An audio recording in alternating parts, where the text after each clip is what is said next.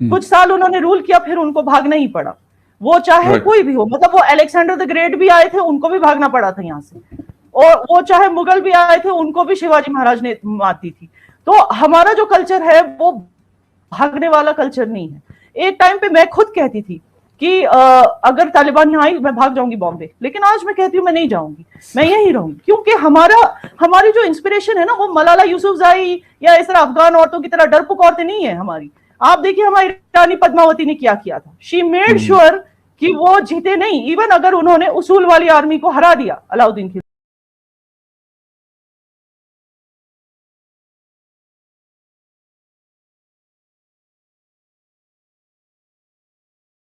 कोई भी लीडर अपने आप को कहता है, या वहां का वो प्रेसिडेंट 7 साल से वो प्रेसिडेंट था, लेकिन अपने लोगों को इस हाल में छोड़ के कि वो जहाजों के साथ लटक के जा रहे हैं, और उनके जो प्रेसिडेंट साहब हैं अशरफ गनी साहब, वो एक आरामदेह जिसे कहते हैं कि जेट के अंदर बैठकर और यूं ही वहां पे पहुंच गए और सुकून से अपनी लाइफ जो है वो जी रहे हैं। इसके अलावा हमदुल्ला जो थे, हमदुल्ला मोहिब साहब थे, बहुत बड़ी बड़ी बातें करते थे, यकीन करें ट्विटर के शेयर थे वो, लेकिन आज कहीं पे भी नजर नहीं आ रहे। मतलब मुझे ये हैरानगी हो रही है कि गाली देना किसी को ट्विटर के ऊपर, ये कौन सा मुश्किल काम है? अफगानियों का प्रॉब्लम ही ये है, इस कौम से मुझे इतनी चिढ़ हो गई है ना, आप जितना बोलोगे मैं उनको गाली दूं।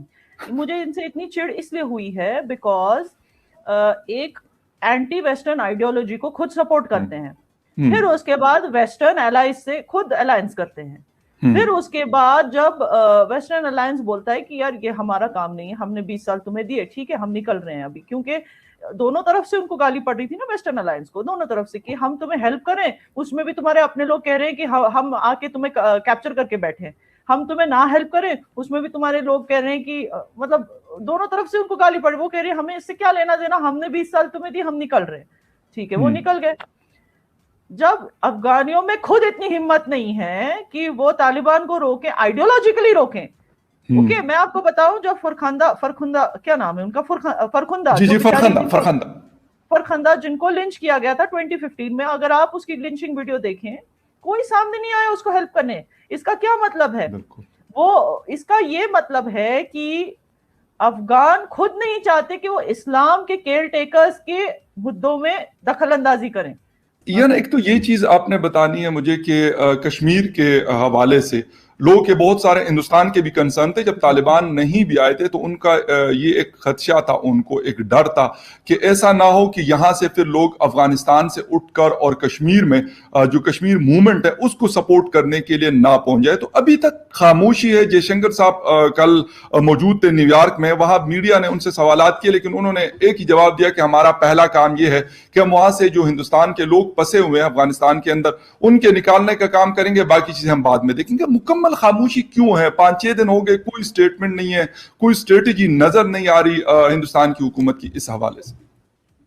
देखिए इसमें स्ट्रैटेजी की क्या बात है? वैसे तो I tell you very honestly, कोई भी हिंदुस्तानी, कोई भी भारतीय नागरिक तालिबान को ट्रस्ट नहीं करता। अगर तालिबान बोलता है कि हम इंडिया पे अटैक नहीं करेंगे, या हम मतलब अगर तालिबान बोलता है कि हम you know we will not enter India, will not disturb Kashmir, we know it's all lies.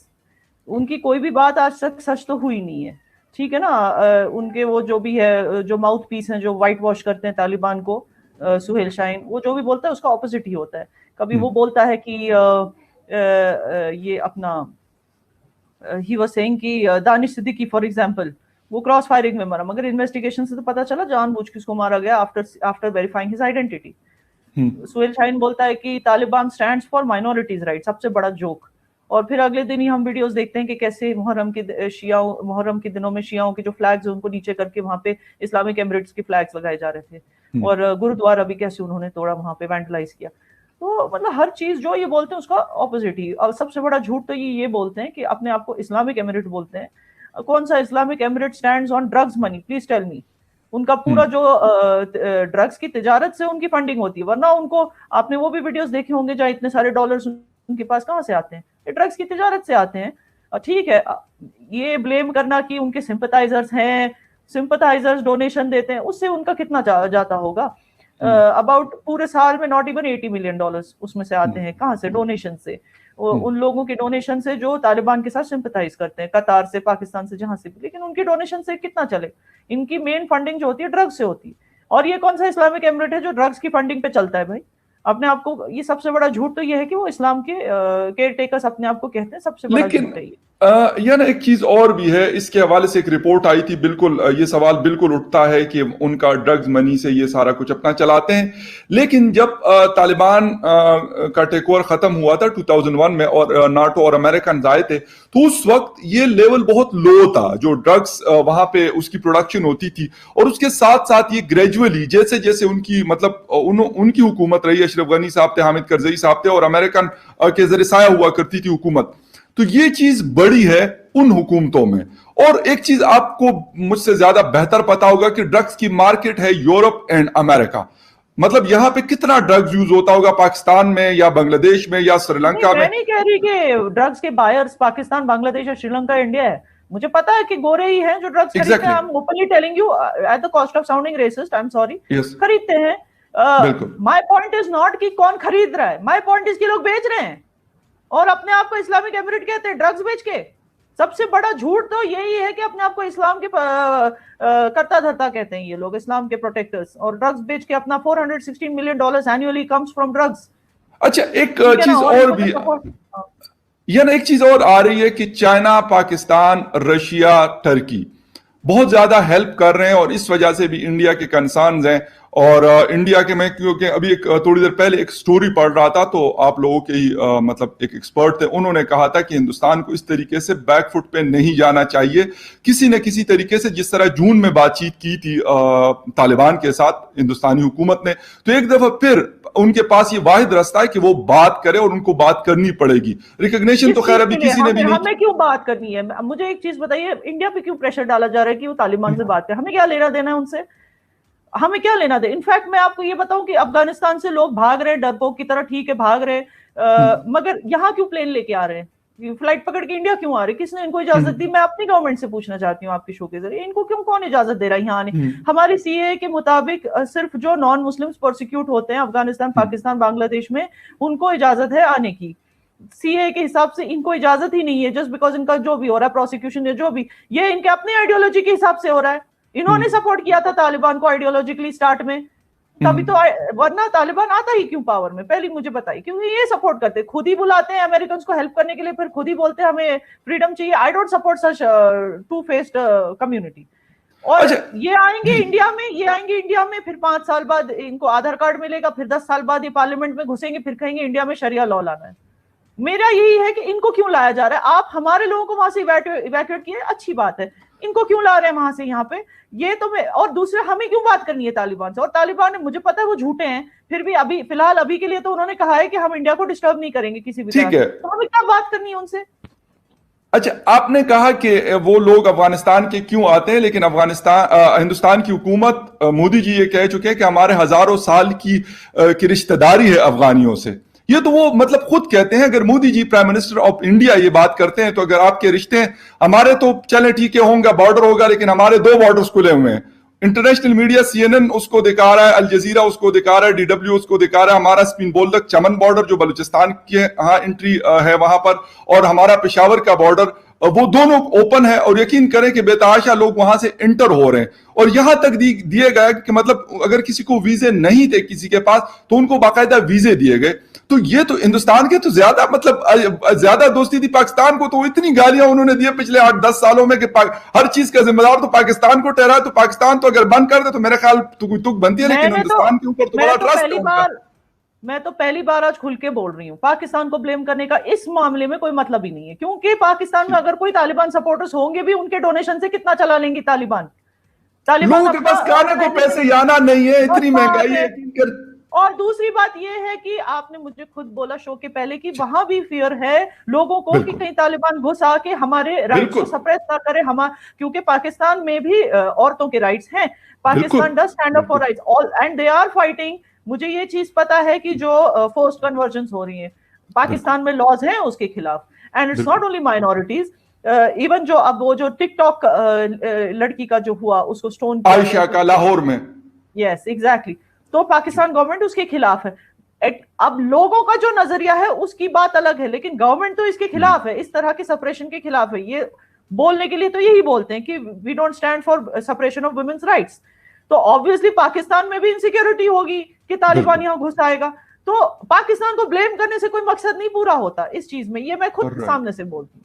ठीक है। अच्छा, और दूसरी चीज यहाँ ना ये है कि इस वक्त मतलब अगर अफगानिस्तान से लेट सपोज $3 अरब है, इंडिया के लिए कोई इतनी बड़ी चीज नहीं है, मतलब एक बहुत बड़ी इकोनॉमी है, उनके पास $3 अरब कोई चीज नहीं है, और उन्होंने वहां उसको कोई मतलब इनकम के लिए नहीं लगाया था, वेलफेयर के लिए लगाया हुआ था, वो एक अलग साइड पे हम रख लेते हैं उन पैसों को। लेकिन क्योंकि सेंट्रल एशिया के साथ एक बहुत बड़ी ट्रेड होती है हिंदुस्तान की, एक बहुत बड़ी मार्केट है इंडिया के लिए, तो एक्सपर्ट्स ये कह रहे हैं, इंडियन एक्सपर्ट्स की मैं बात कर रहा हूं, ये बात कर रहे हैं कि यार ये वाली मार्केट तो लाजमी है हिंदुस्तान के लिए, वहां पे उन्होंने अपना माल बेचना है और उसके लिए जाने के लिए वाहिद रास्ता जो है उनके पास अफगानिस्तान का है। तो ये चीजें इसलिए जरूरी है, फिर वो बातचीत के लिए मजबूरी है उनकी कि वो कोई ना कोई बात या उनके साथ कोई ना कोई सेटलमेंट जिस तरीके से भी हो, बैकडोर हो या ओपनली हो, वो लोग करेंगे। मुझे इतना पता है कि ऐसे लोगों से बात करने का कोई मतलब नहीं है, उससे कोई यू विल नॉट गेट, कोई अंजाम नहीं निकलेगा, क्योंकि वो बोलते एक चीज है, जैसे मैंने ऑलरेडी प्रूव किया, बोलते एक चीज है, करते एक चीज है। अगर इंडिया ने ये गलती की कि उनसे बात करने की कोशिश की, फिर वो बदले में मांगेंगे कश्मीर, वो बदले में मांगेंगे कुछ ना कुछ ऐसे, मतलब वो बदले में कुछ मांगेंगे। उन्होंने ये क्यों बोला है कि इंडिया के साथ हम ट्रेड नहीं करेंगे, उन्होंने ये दावा किया है ना कुछ दिन पहले, वो दावा मेरे ख्याल में मुजाहिद ने तो उसको डिनाई किया। मुझे नहीं पता, ज़बीहुल्लाह मुजाहिद ने बाकायदा ट्वीट करके कहा कि हमने ऐसी कोई बात नहीं की कि हम तिजारत नहीं करेंगे किसी भी मुल्क के साथ, इंक्लूडिंग इंडिया। तो फिर अच्छी बात है, फिर हमें बात करने की क्या जरूरत है? वही तो मैं कह रही हूँ, बात करने की कोई जरूरत ही नहीं है। और अगर इन लोगों ने हिम्मत की भी हमारी तरफ आने की, तो हमारी जो आर्मी है, आप जैसे जानते हैं, it's not only our economy, even our defence is very powerful, third और fourth most powerful army in the whole world. अगर खुदा ना खास्ता इंडियन आर्मी, मैं आपको क्लियरली बता दूं, अगर तालिबान से हारती भी है ना, वो सिर्फ अपने उसूलों की वजह से हारेगी, क्योंकि तालिबान के तो कोई उसूल है ही नहीं। जो लोग जिबा करके फतेह करने में यकीन रखते हैं, उनके कौन से उसूल हैं? तो अगर इंडियन आर्मी खुदा ना खास्ता हारी भी, तो ओनली असूलों की वजह से हारेगी और वो अंदर आएंगे, और अगर वो अंदर आए, वो उनकी फिर भी जीत नहीं होगी। क्योंकि आपको समझना चाहिए कि जो हमारा जो कल्चर है, वो आपका कल्चर से अलग है, बहुत अलग है आपके और अफगानिस्तान के।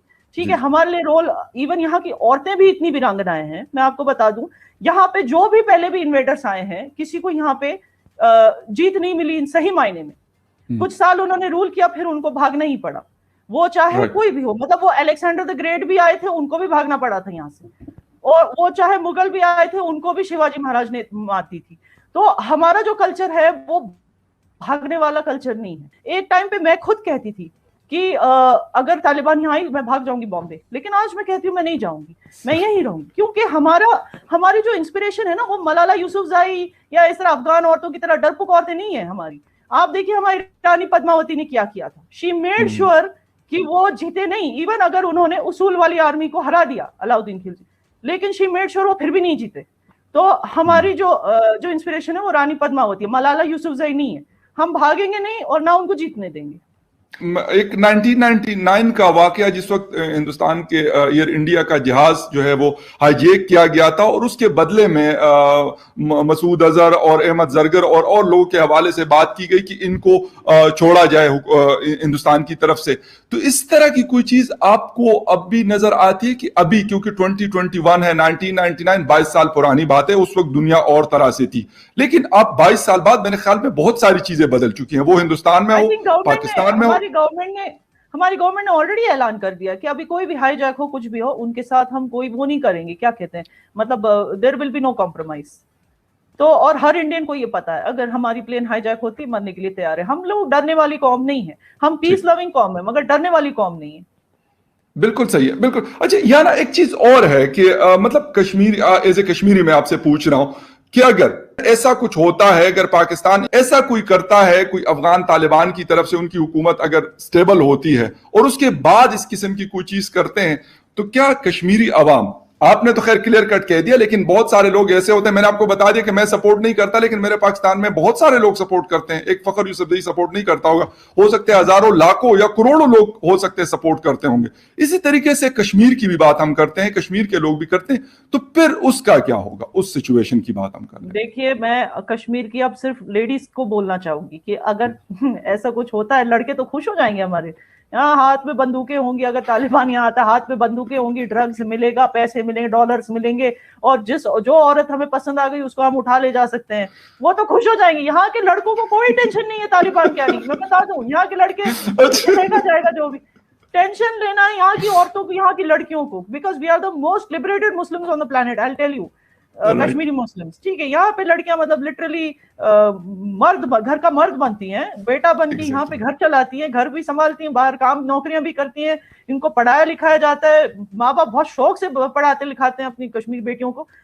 दे हैव टू वरी कि अगर तालिबान यहाँ आ गया तो इनका क्या होगा। इसीलिए मैंने बोला याद रखना, Rani Padmavati is our inspiration, we are Indians, Malala Yousafzai is not our inspiration, Afghan women are not our inspiration. हम रो धो के बोलेंगे हमें बचा लो, इंटरनेशनल कम्युनिटी से भीख मांगेंगे हिफाजत की, नहीं, हमें याद रखना हमारा कल्चर क्या है और उसी कल्चर को हमें फॉलो करना है। We also have to fight for our rights. हम ये नहीं बोल सकते कि हर बार हमारी आर्मी आएगी हमें बचाने के लिए, हमें भी अलर्ट रहना पड़ेगा और स्ट्रांग रहना पड़ेगा इस सिचुएशन। वरना यूजुअली क्या होता है ऐसे सिचुएशन में लड़कियां भाग जाती हैं, चाहे पाकिस्तान, कोहिस्तान, अफगानिस्तान, जहां की भी हो, जब ऐसी सिचुएशन आती है, उनपे सप्रेशन वाली बात आती है, वो भाग जाती हैं, फिर इंटरनेशनल कम्युनिटी में जाके बैठ जाती है, फिर वहां से ट्विटर अकाउंट चलाती हैं। My point is that Kashmiri girls will not do this, nor will they accept suppression of their rights from Taliban, nor will they run away like these girls. ये यहीं पे रह के फाइट करेंगी। बात आपकी बड़ी मुझे मेरे दिल को लगी, मतलब ये वाली बात बड़ी बहादुरों वाली बात है। बड़ा मुश्किल काम होता है, मैं आपको सही बता दूं, बड़ा मुश्किल काम है। मैं एज ए मेल आपको, एज ए पाकिस्तानी आपको बता रहा हूँ, आसान नहीं होता मतलब इस तरह के लोगों के सामने, लेकिन ये बहुत अच्छी बात है कि ये वाला हौसला और ये वाला जज्बा